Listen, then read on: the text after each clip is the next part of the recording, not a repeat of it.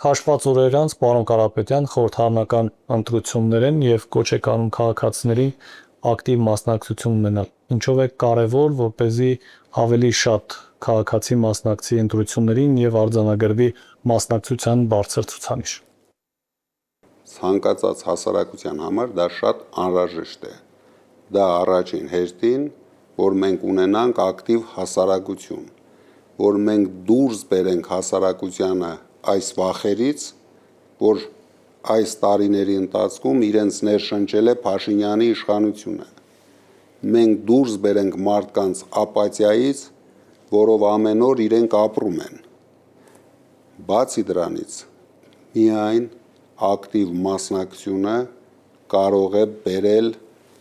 ընդդիմության վստահ հաղթանակին, իրենք օգտագործելով իրենց պետական ռեսուրսները ամեն գնով իրենց մարդկանց կարողանում են տանեն ընտրատեղամաս, բայց ընդդիմության կողմնակիցները ապրելով այս վախի մթնոլորտի մեջ